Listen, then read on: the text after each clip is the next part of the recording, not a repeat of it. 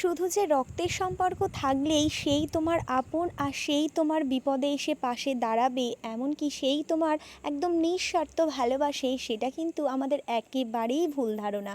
So hello everyone, good morning. আমার আরও একটি ভিডিওতে তোমাদের সবাইকে জানাই অনেক অনেক ওয়েলকাম। আজকে সকাল সকাল জানো, মাছ ব্যাপারী এসে একেবারে গেটের সামনে থেকে হাঁক দিতে শুরু করেছে।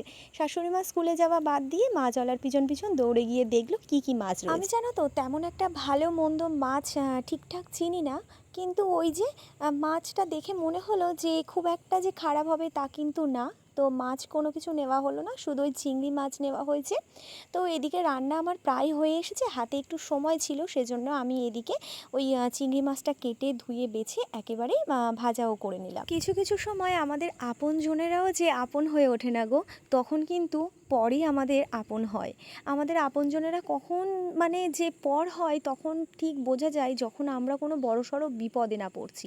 আমরা বিপদে পড়লে তখনই বুঝতে পারবো যে কে সত্যিই আমাদের ভালো চায় আর কে আমাদের সত্যিই মন থেকে আপনজন। তার আগে কিন্তু আমরা কখনো বুঝতে পারবো না। তুমি কোনো বড়সড় বিপদে পড়ো, তখনই বুঝতে পারবে। তার আগে একেবারেই বোঝা ভারী বড় দায়। তো আমার বরের আজকের বেশ বড়সড় একটা জুতো পরেছিলাম, জানো জুতোটা যে কী করে ওরা পরে হাঁটে আমি বুঝতেই পারি না। আমি একটু হাঁটতেই পারলাম